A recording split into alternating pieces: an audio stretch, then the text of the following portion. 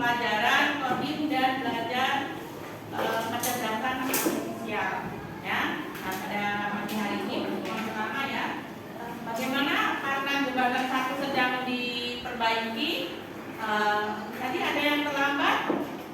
Ada yang terlambat, kira-kira kalau misalnya ada suatu masalah nih, jembatan kosong sedang diperbaiki. Nah, apa yang harus kamu lakukan supaya kamu itu tidak terlambat ke sekolah? Apa? Ya betul, bisa bangun lebih pagi. Apa lagi? Ya, cari alternatif jalan lain yang tidak melewati jembatan 0. Apa lagi? Nah, ketika dalam kehidupan sehari-hari, kadang-kadang itu kita menemukan masalahnya. Mungkin kita jadi gimana sih cara solusi, bagaimana solusi untuk menyelesaikan permasalahan dalam kehidupan kita sehari-hari.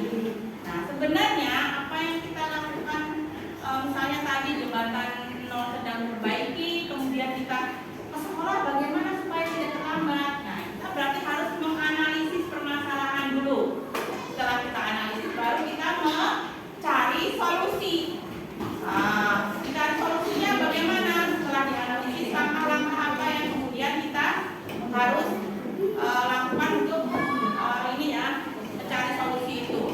Ya. Sebenarnya apa yang kita kerjakan itu disebut dengan berpikir konstitusional, berpikir seperti komputer. Bagaimana komputer itu berjalan? Biasanya dia akan berpikir untuk mencari apa yang kita akan perintahkan di situ. Ya. Dalam bahasa coding itu adalah memberikan instruksi atau perintah kepada komputer untuk apa? Untuk melakukan yang ingin kita dapat. Apakah itu berupa program, apakah itu berupa informasi, gitu ya. Itu. Nah, bedanya apa dengan kecerdasan artifisial? Kalau kecerdasan artifisial biasanya kamu bilangnya apa? AI itu. Yang kamu bilang itu tuh sebenarnya itu adalah kalau kecerdasan artifisial itu adalah kemampuan untuk apa? Mengenali gambar, ya enggak? Suara, ya enggak? Coba kamu perhatikan, pernah pakai Google Lens yang ada di dalam aplikasi HP? Kamu nggak tahu nih ini apa sih, obat apa misalnya, terus kamu taruh Google Lens di obat itu. Nah, itu termasuk kecerdasan artifisial begitu. Kamu taruh di situ, maka Google itu akan mencari ini obat apa, menggunakan berapa untuk sakit apa misalnya. Seperti itu ya. Nah, hari ini kita akan belajar berpikir komputasional dalam kehidupan sehari-hari dan penerapannya dalam coding. Ya. Nah, lanjut. Tujuan pembelajaran kita. Nah, diharapkan setelah belajar ini kalian akan memahami konsep dasar komputasional. Bagaimana sih konsep dasar ini kita bisa berpikir seperti komputer, gitu ya, untuk menyelesaikan masalah sehari-hari dalam kehidupan kita. Kemudian yang kedua, diharapkan mampu menerapkan dekomposisi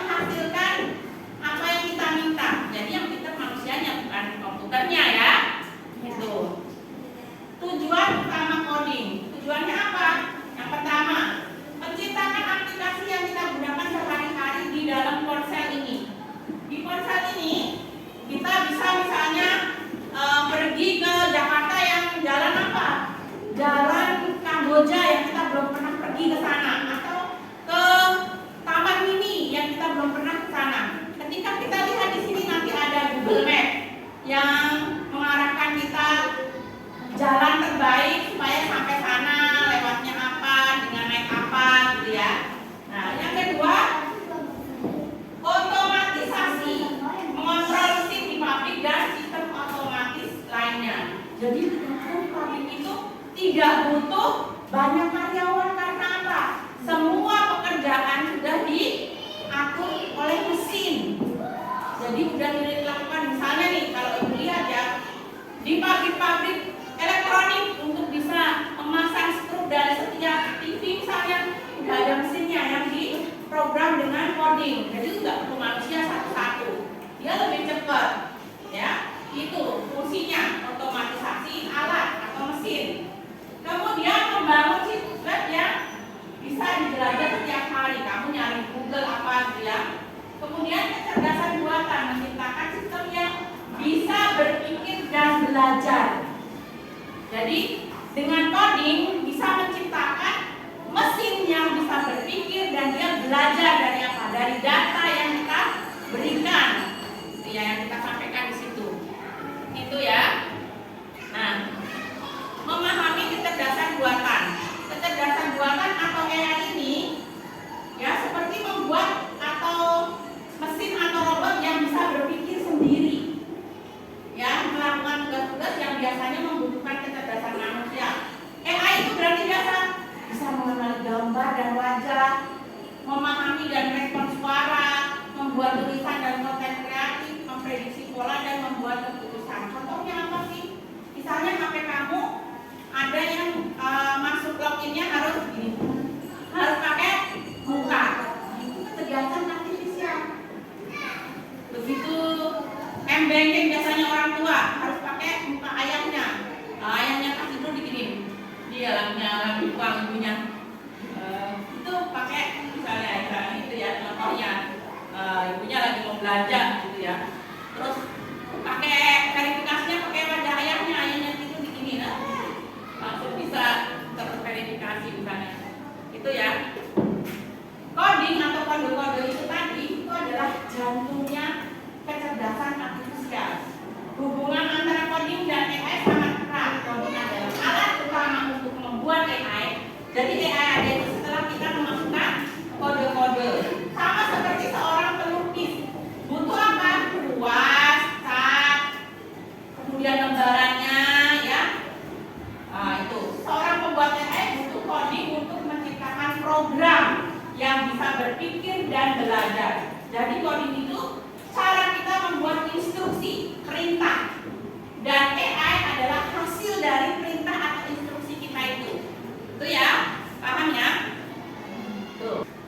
Kemudian, nah berpikir komputasional, berpikir komputasional itu otak di balik solusi. Berpikir komputasional merupakan kemampuan menyusun solusi dari suatu masalah dengan sistematis, ya, dengan cara sistematis urut gitu ya, urut.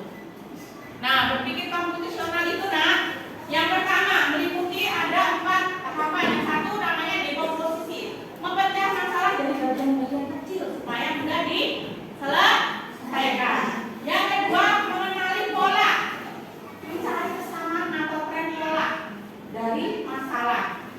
Yang ketiga abstraksi itu memilah informasi yang penting dari suatu masalah. Berpikir algoritmik itu berpikir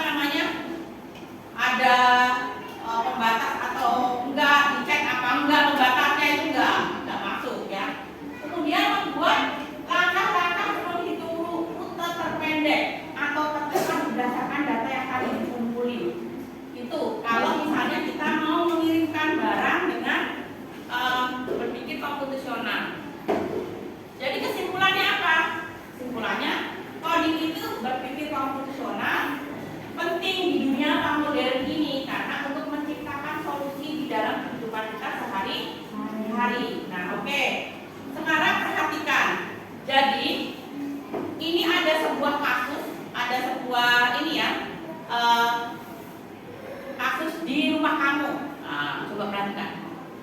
Ini apa ini? Ayo apa? Kamarnya apa? Berantakan. Betul. Kamar berantakan ini kira-kira masalah apa bukan? Ini masalah. Bagaimana caranya kita menyelesaikan kamar yang berantakan ini menjadi rapi kembali? Nah, yang harus kamu lakukan adalah yang pertama apa? Berdasarkan yang tadi disampaikan. Apa Juna? Yang harus dilakukan pertama?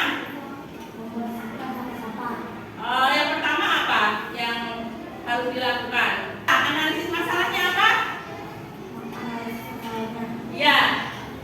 Apa saja yang membuat kamar berantakan? Ya, apa saja kata Juna yang membuat kamar kamu berantakan? Ya, betul, boneka. Terus apa?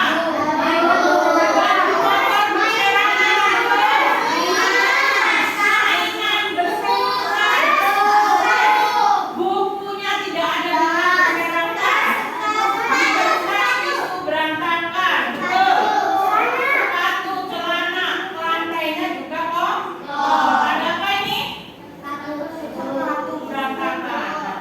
Yang pertama adalah analisis dulu masalahnya, ya. Kemudian setelah itu, nanti setelah analisis masalah, apa yang harus dilakukan? Apa Juna? Masalah buku langkah-langkah jelas untuk diselesaikan. Ya, butuh langkah-langkah jelas untuk bisa menyelesaikan kamar jadi rapi. Langkah-langkahnya apa saja Juna misalnya? Langkah 1, ambil semua mainan di lantai, masukkan ke kotak mainan. Ya, oke Juna. Jadi berdiri Juna. Sini. Kata Juna tadi yang pertama apa Juna? Ambil semua mainan di lantai, masukkan ke kotak mainan. Ya, mana mainan aja yang ada di lantai? Coba tunjuk. Ini, Ah, ini, ah, ini, terus, ini, terus. ini. Ada lagi? Terus. Nah, mainan itu harus Masukkan ke kotak mainan. ya masukkan ke kotak mainan, betul? Betul. Yang kedua, Ambil semua baju kotor, masukkan ke ragam cucian. ya yang mana ada baju kotornya nih yang harus dimasukkan? Ya, ya, ya. Semua baju kotor itu harus dimasukkan ke keranjang cucian. Terus selanjutnya, Susun buku-buku di rak buku. yang mana buku-buku yang harus disusun? Ini, Ya, ini, ya, ini. ya. Itu buku-bukunya banyak yang harus disusun di raknya. Terus kemudian Sapu atau bersihkan lantai. ya disapu, kemudian dibersihkan lantai. Itu ya, itu langkah-langkah yang harus dikerjakan. Lanjut. Kemudian selanjutnya Mengulang perulangan. ya, Saat mengambil mainan, kita ulangi terus sampai tidak ada lagi mainan di lantai. ya. Jadi kata Juna itu diulang. Begitu pokoknya mainan aja terus. Kamu masukin ke dalam kotak mainan. Semua mainan dulu diulang. Ambil mainan ini, ulang lagi mainan ini, ulang lagi gitu ya. Nah, terus kemudian, Jika sudah habis, pindah ke langkah berikutnya. nah habis mainannya selesai, ke langkah berikutnya apa? Setelah semua langkah, apakah kamarmu sudah rapi? Nah, terus dilihat semuanya udah dimasuk-masukin, disapu, dipel, bertanya apa tadi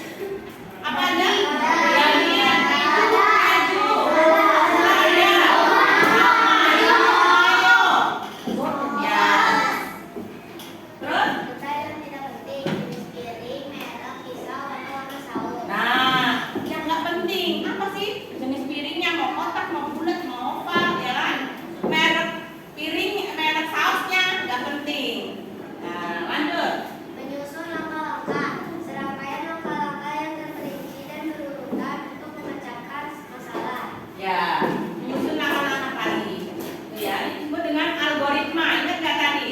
Ya kan? Disebut dengan algoritma. Jadi memecah masalah menjadi hal-hal